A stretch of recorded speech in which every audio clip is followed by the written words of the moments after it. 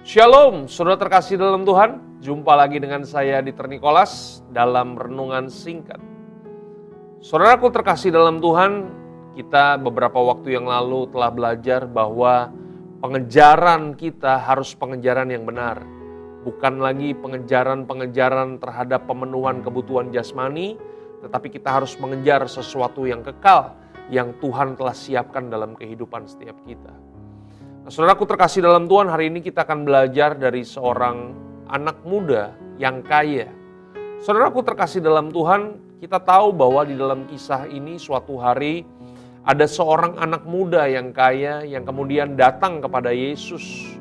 Dia bertanya, "Guru, bagaimana caranya supaya aku bisa memperoleh kehidupan yang kekal?"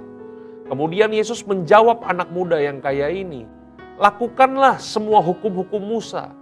Dan anak muda ini berkata kepada Yesus bahwa dari semenjak kecil dia sudah melakukan semua hukum-hukum Musa. Kemudian Yesus berkata lagi kepada mereka, "Kalau kamu ingin hidup sempurna, maka kamu harus pergi ke rumahmu, jualah segala milikmu, bagikanlah kepada orang miskin, dan ikutlah aku." Dan saudara tahu apa yang terjadi? Kemudian anak muda yang kaya ini kepalanya tertunduk kemudian meninggalkan Yesus karena banyak hartanya. Saudaraku terkasih dalam Tuhan, kalau kita melihat sekilas dari cerita ini, kita bisa saja salah paham dengan Yesus. Kita bisa aja salah mengerti dari apa yang Yesus lakukan kepada anak muda yang kaya ini. Apakah Yesus membenci orang kaya? Saya percaya bahwa Yesus mengasihi semua orang. Mau kaya, mau miskin, semuanya dikasihi oleh Yesus. Apakah Yesus jahat sehingga Yesus kemudian menyuruh anak muda ini menjual segala miliknya? Saya percaya bahwa Yesus kita adalah Tuhan yang baik dari dulu, sekarang, bahkan sampai selama-lamanya. Apakah Yesus kemudian membenci orang ini karena orang ini memiliki kekayaan yang berlimpah sehingga Yesus mau supaya anak muda ini menjadi miskin dan mengikuti Yesus? Saya percaya bahwa Tuhan bisa memberkati kehidupan setiap kita.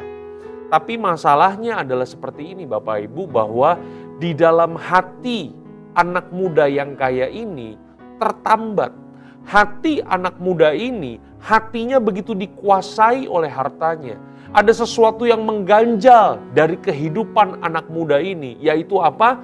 Kecintaannya akan keduniawian, kecintaannya akan harta duniawi yang ada di dalam dunia ini, saudaraku terkasih dalam Tuhan.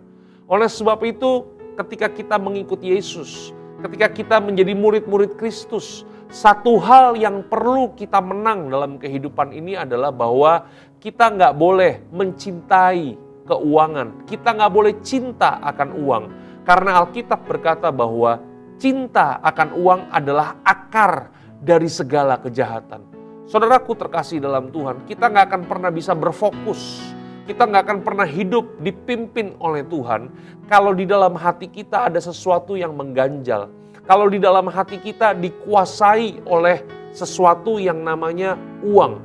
Itu sebabnya saudaraku terkasih dalam Tuhan, kenapa Yesus di dalam Alkitab selalu membandingkan dirinya dengan Mamon.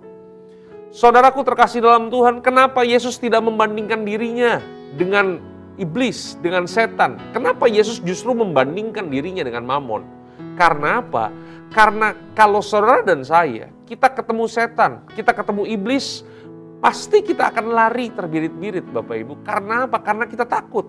Tetapi kalau manusia ketemu Mamon, manusia ketemu duit, maka apa yang terjadi?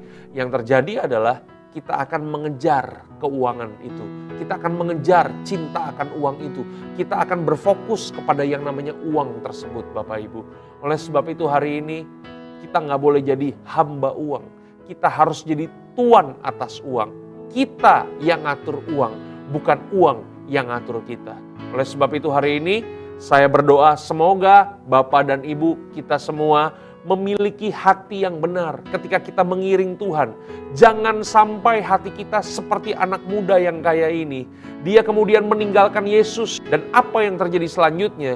Dia tidak bisa menerima keselamatan. Dia tidak bisa menerima anugerah yang terbaik yang Tuhan telah siapkan dalam kehidupannya. Bertumbuhlah dalam Tuhan. Bertumbuhlah dalam pengejaran yang benar akan Tuhan. Tuhan Yesus memberkati saudara.